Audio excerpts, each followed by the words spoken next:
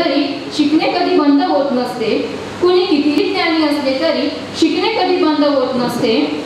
आणि जोवर आपण शिकतो तोवर शिक्षण कधीच पूर्ण होत नसते. हाच विचार, ही संकल्पना आजच्या शिक्षण परिषदेमागील आहे.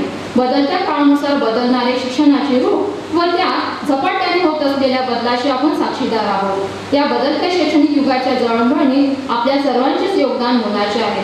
परंतु हेच मोलाचे योगदान बहुमूल्य होण्यासाठी कोणकोणत्या बदलांची आवश्यकता आहे, त्यासाठी कोणत्या बाबी आपणास अंगीभूत करावयाच्या आहेत, यासारख्या प्रश्नांचे व शंकांचे समाधान शोधणे हा शिक्षण परिषदेचा मूळ हेतू आहे. हा हेतू आपण सर्वांच्या मदतीने नक्कीच सिद्धीस जाईल. तसेच आजच्या शिक्षण परिषदेच्या 4थ्या सत्राचे वक्ते सन्माननीय श्री देवीदास कांबळी सर नागपूर येथील यांना मी मंचावर येऊन आपले स्थान स्वीकारावे अशी विनंती करते.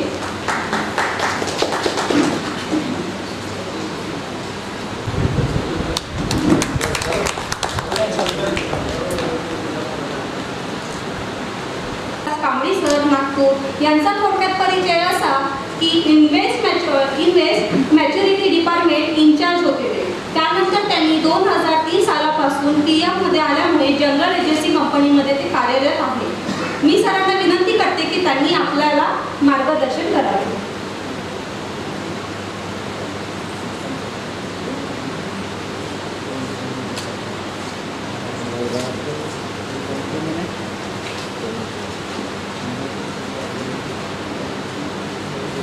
नमस्कार.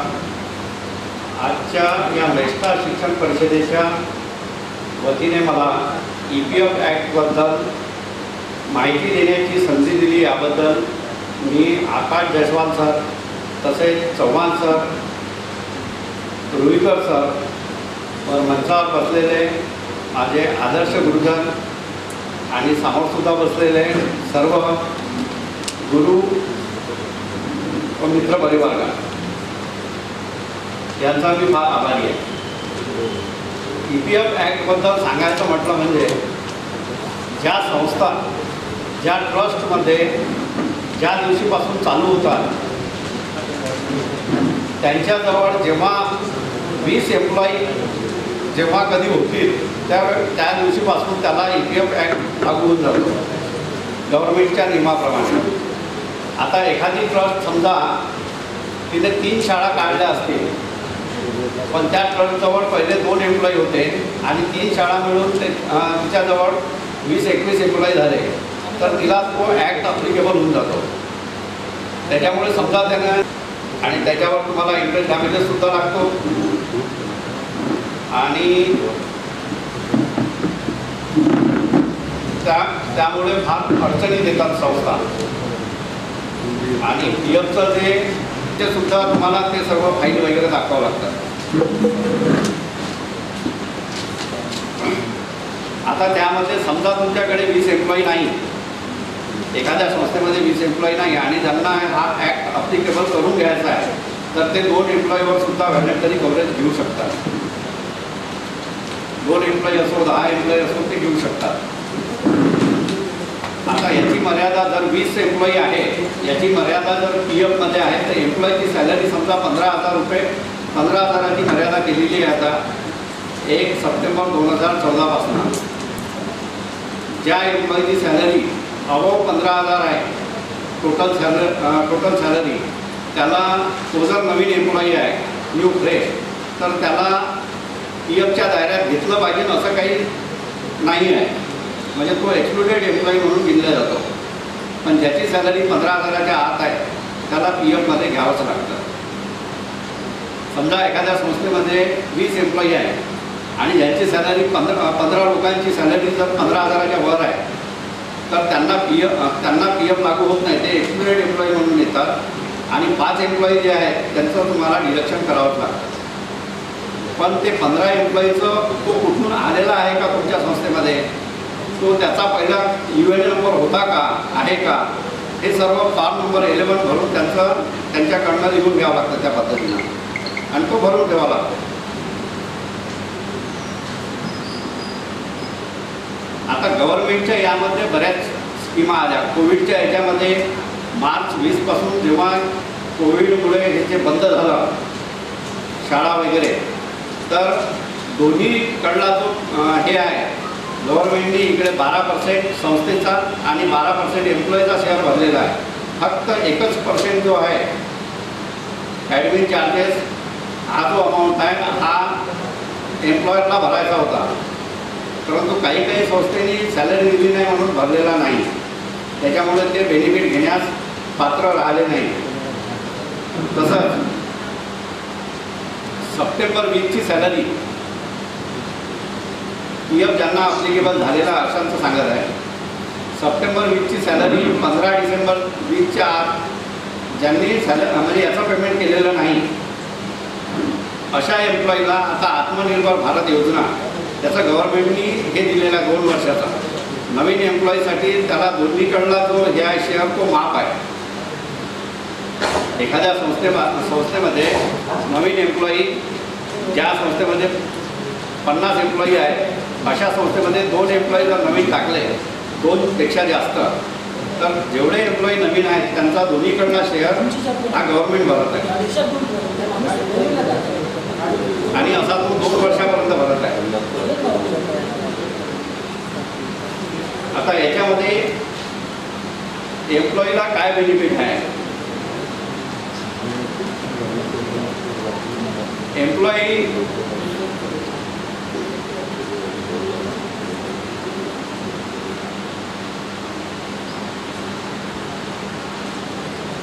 एम्प्लॉईला बेनिफिट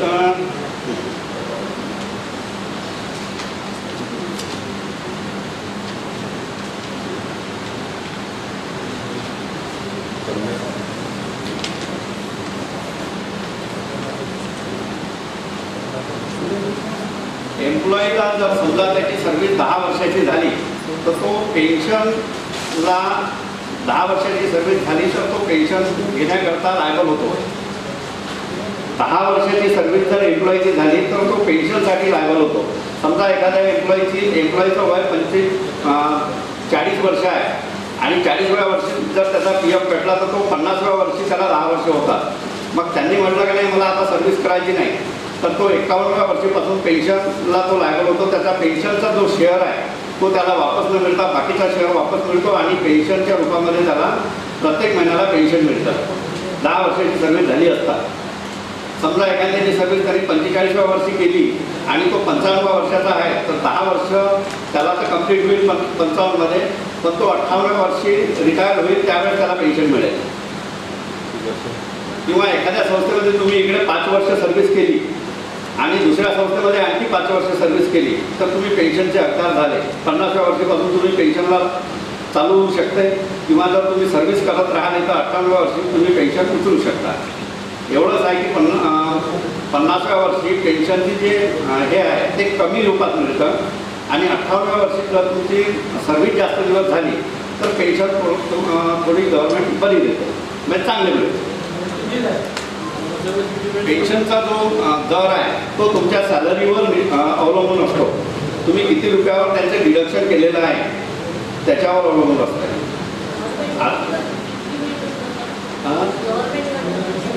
गव्हर्नमेंट काढणं म्हणजे तुमची जे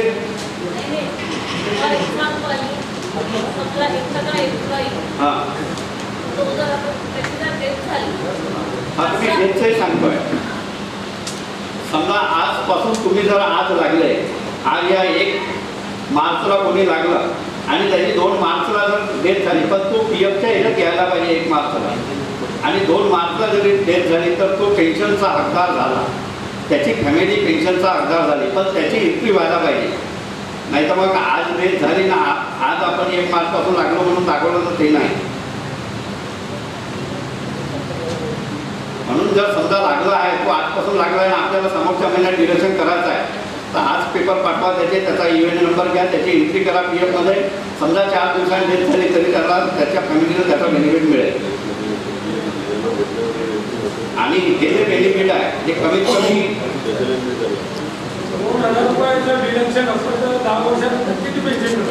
आता पहा ते मिनिमम कमीत कमी 2000च्या सॅलरीवर की 2000 डिडक्शन. आता ते जे तुमची सर्व्हिस किती झाली ते वर्षभराचं 10 वर्षानंतर किती मिळालं? 10 वर्षानंतर आता जवळपास 1,500 ते 2,000च्या जवळपासच मिळेल. 20 वर्षानंतर 20 वर्षांना 3,000 रुपये म्हणजे त्या पद्धतीने मिळेल. म्हणजे तुमची सर्व्हिस किती वर्षाची झाली आणि तुमचा शेवटची सॅलरी किती आहे, शेवटची सॅलरी किती आहे वर्षभराची, त्याच्यावर ते अवलंबून राहील. आता बहुतांश काय काही काही शाळा 2,000 रुपयाच्या सॅलरीवर डिडक्शन करतात. बऱ्याचशा आहे आमच्याकडे तिकडे. म्हणजे मानधन म्हणून 2,000 देतो बा, तर त्या 2,000 360 आणि 360 डिडक्शन होते. 10 वर्षांनी पाहिलं तर त्यांचं मिनिमम 1,000 रुपये त्यांना पेन्शन मिळतं. म्हणजे 1,000 रुपये पेन्शन मिळत आहे. बऱ्याचशा शाळा आहे की मानधन काहीतरी द्यायचं बा म्हणून हे देतात आणि 10 वर्ष सर्व्हिस झाल्यानंतर तो पेन्शन त्याला लागू होऊन जातात. पेन्शन धारक मिळाला त्याच्या बायको भेटत का पुढं? त्याच्या मिसेसला मिळतं आणि 2 मुलांना मिळतं. म्हणजे त्याच्या मिसेसला जर 2,000 रुपये पेन्शन मिळत असेल, त्याच्या मिसेसला जर 2,000 रुपये पेन्शन मिळत असेल तर त्याच्या 2 मुलाला तिच्या 25% म्हणजे 500 रुपये दोघांना मिळेल. ते मुलांच्या 25 वर्षापर्यंत मिळेल आणि मिसेसला आजीवन असं आहे. आणि ऍक्सिडेंट क्लेम वगैरे सर्व आले त्याच्यामध्ये. तो समजा कोणी सुसाईड बी करत असेल तरी तोही क्लेम मिळेल त्यांना, तो काही हे नाही त्याच्यामध्ये सर्व.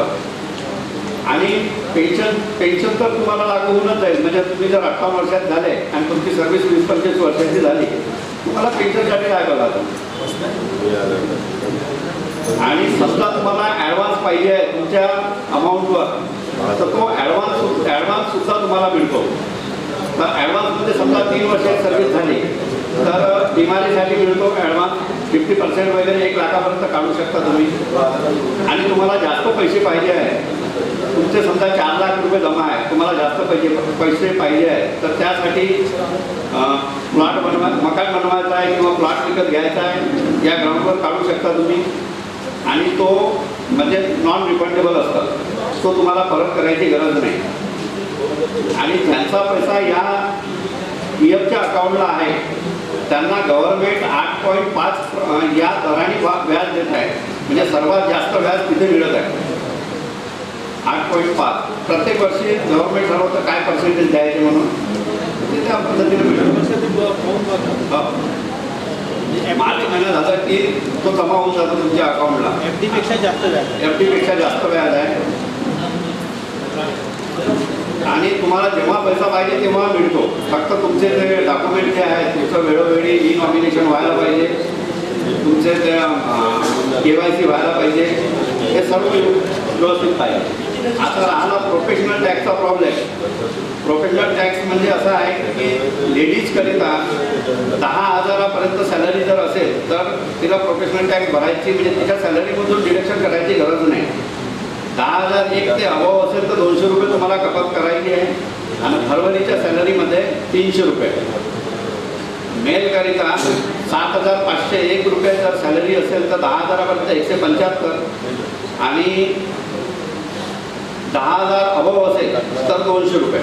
फरवरी महिन्यामध्ये 300 रुपये.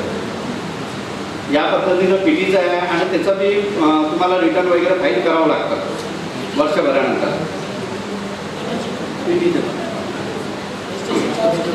रजिस्ट्रेशन चार्ज 1,000-1,500 रुपये रजिस्ट्रेशन चार्ज असतो एखादा. आता सर्व कर्मचाऱ्यांचं PF काढणं आवश्यक आहे का? अत्यावश्यक नाही. सर्व कर्मचाऱ्यांचं म्हणजे असं आहे जो समजा ज्याची सॅलरी जास्त आहे, मी तेच सांगून राहिलं 15,000च्या वर आहे तो कंपल्सरी झाला तर तो कापणं कंपल्सरी नाही आहे, कपात करणं कंपल्सरी नाही आहे. पण तो एम्प्लॉई कसा फ्रेश एम्प्लॉई पाहिजे. म्हणजे आता एखाद्या इंजिनियरचे मुलं किंवा D.Ed. B.Ed. झालेल्या मुलांना तुम्ही घेऊन राहिले आहे आणि त्याला एका लहान सॅलरी तुम्ही 16,000 रुपये घेऊन राहिले तर काही जरूर नाही आहे त्याचा PF डिडक्शन करणार. पण जर तो दुसऱ्या संस्थेमधून तुमच्याकडे आलेला आहे आणि त्याचा तिथे PF कटत होता तर तुम्हाला इथे त्याचं डिडक्शन करायचं आहे 15,000 रुपयापर्यंत. आणि 15,000च्या बिलो 15,000च्या खाली असेल तर कमीत कमी तुम्ही त्याचा सॅलरीचा रेशो करा. समजा एखाद्याची 15,000 सॅलरी आहे तर 70% त्याचं डिडक्शन करू शकता. पण आवश्यक आहे का? आवश्यक आहे, कंपल्सरी आहे. जर पण त्याचा तो जर तुमच्या नियमात बसत असेल तर तुमच्याकडे रजिस्ट्रेशन असेल तर कंपल्सरी आहे. एखाद्या संस्थेजवळ समजा 20 एम्प्लॉईज नाही आहे, त्याला ते लागूच नाही तर काही जरूर नाही. ज्यांच्याजवळ इतक्यावर आहे, ज्याच्याजवळ 20 क्रॉस झाले तर त्याला अप्लिकेबल आहे. जर असं असेल समजा 25 कर्मचारी असतील आणि 10 हे 15,000पेक्षा जास्त आहे आणि 15 हे 15% मिळत त्या संस्थेला मग कंपल्सरी आहे. PF घेणं अकाउंट काढून आता त्याच्यासाठी अबो 15,000 असतील त्यांना लागू नाही आहे. 20 एम्प्लॉई झाले, 20च्या वर झाले, 15 मध्ये झाले, पण बाकीचे तुम्हाला 15ला भरावं लागेल, 10ला भरावं लागेल. त्याच्यासाठी फॉर्मॅलिटी फॉर्म नंबर 11 भरून ठेवावं लागेल, त्याचा आधार कार्ड त्याच्यासोबत अटॅच करावं लागेल. हे सर्व आहे.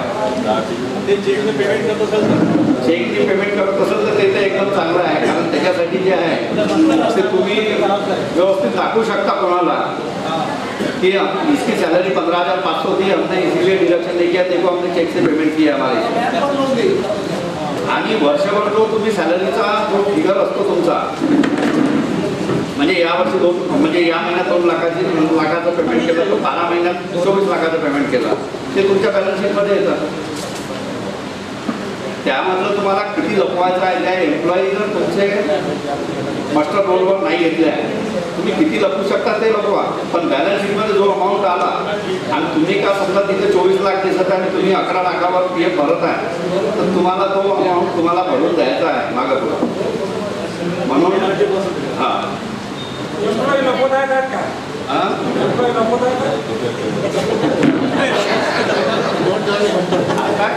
एम्प्लॉई लपवणं म्हणजे कसं आहे, माझ्याकडे 30 आहे, 20 दाखवायचे आहेत, तर मग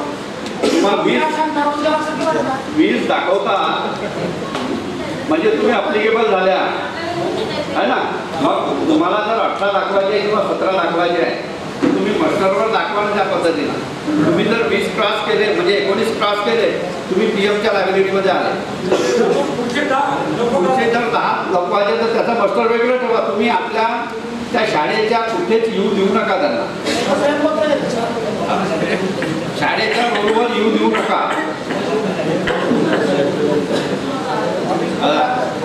तुमच्या ऑडिटमध्ये आलं, बॅलन्स शीटमध्ये त्या 10 लोकांची फिगर आली की तुम्ही अडचणीत आले.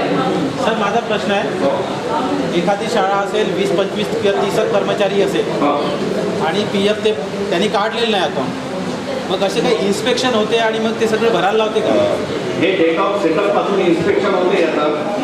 म्हणजे डेट ऑफ सेटअप पासून म्हणजे जेव्हापासून त्याची संस्था चालू झाली तो मग दाखवतो. माझे यावर्षी 2 होते, त्यावेळेस मग 4 झाले, मग मी दुसरी प्रायमरी ओपन केली, आणखी त्याच्यातले 4 8 झाले, मग 12 झाले, मग 2020ला माझ्यापाशी 20 झाले. तर 20 पासून 2020ला 20 झाले, तेव्हापासून त्याचावाला PF अप्लिकेबल. मग समजा 2020मध्ये 20 झाले, आता बहुतांश शाळेमध्ये 15,000च्या वरचे लोक राहतात, ते तो दाखवून देतो मास्टर.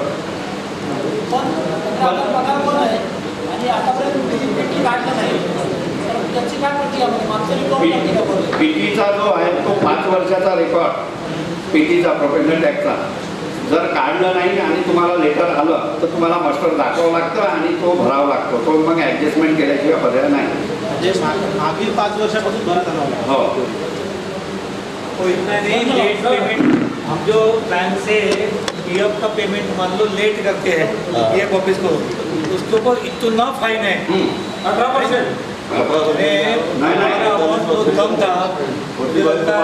सर आता मी माझ्या कर्मचाऱ्यांचं 2,000 मी कापतो. हो, एखाद्या कर्मचाऱ्याकडून मला अर्थ संग्रह जास्त करायचं आहे, हो, तो त्याच्या समजा 2,000 कपात करतो मी, त्याची इच्छा झाली मग पगारातून 5 कापायचे, हो. तर बाकीच्या त्रास होईल का? त्या पगारातून तो तुम्ही 5,000 कापू शकता, मग तुम्हाला ते भरायला लागेल. आणि त्याची इच्छा झाली की मला जास्त कॅपिटल जमा करायचे, हो, तर करू शकतो. करू शकते ना, पण बाकीच्या त्रास होईल का? बाकीच्याला त्रास नाही आहे. तो करू शकतो. तुम्हाला भरावं लागेल एम्प्लॉयरला, तुम्ही हा का तयार मग आम्ही शुद्ध मनात सांगतो, आम्ही भरत नाही त्याच्या तो त्रास जो आहे तो बाकीच्याला हो की नाही हो, संस्थाच्या नक्की होईल.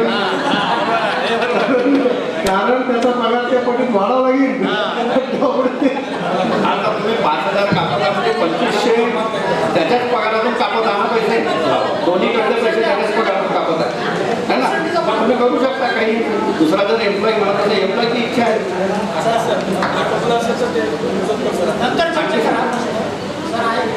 सांगा सांगा. काही प्रश्न असले तर सांगायला तुम्ही विचारू शकता.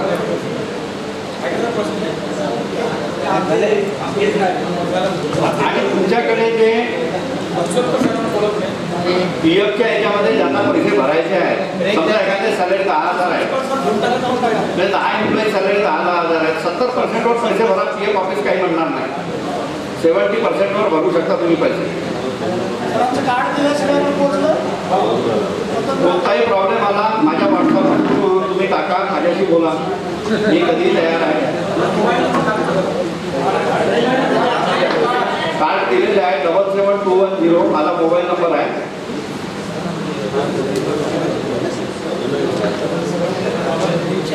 गव्हर्नमेंटने नवीन एम्प्लॉयसाठी पुन्हा एकदा सांगतो, आत्मनिर्भर भारत योजनेचं हे दिलेलं आहे. तर नवीन एम्प्लॉय तुम्ही जास्तीत जास्त टाका, म्हणजे त्याचे पैसे 2 वर्ष तुम्हालाही भरायची गरज नाही आणि त्याला सुद्धा कपात करायची गरज नाही आहे.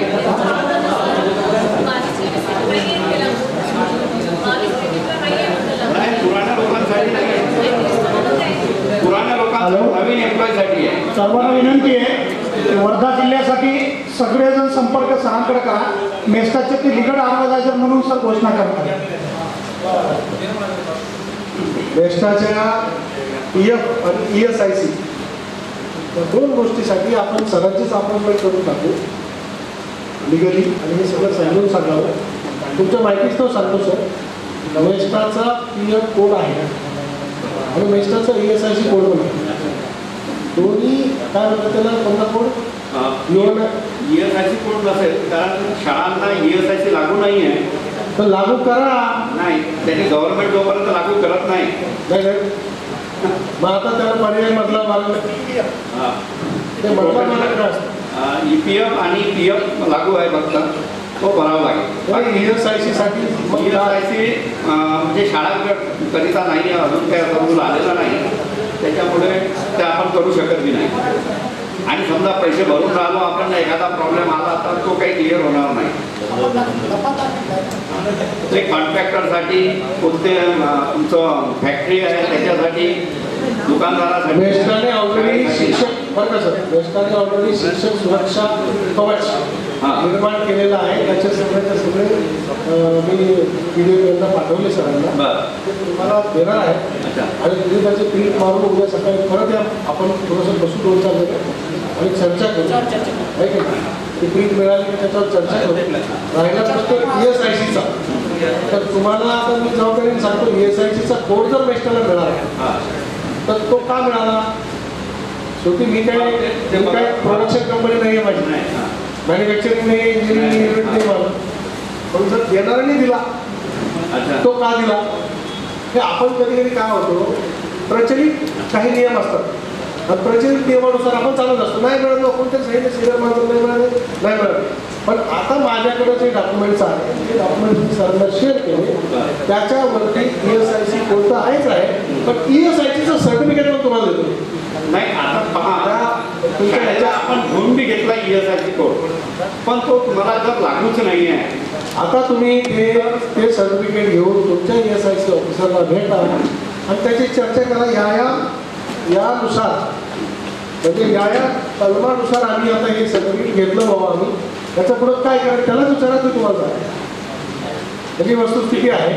त्यामुळे वेस्टाच्या माध्यमातून जर हे होत असलं तर तुम्हाला जास्त त्रास होणार नाही आणि सगळे मिळून लढून एखादा प्रॉब्लेम आला वैयक्तिक एकाचं. आणि माझं तरी म्हणजे असं मत आहे ESICच्या संदर्भात, जवळपास आता माझ्याकडे बरेचसे लोक येतात. माझं तर काम आहे, समजा एक जण आला तर मी याचा 1000 रुपये महिना माझा चालू होऊन जातो. पण ESIC न काढलेली बरी, कारण एम्प्लॉयरसाठी खास सांगतोय.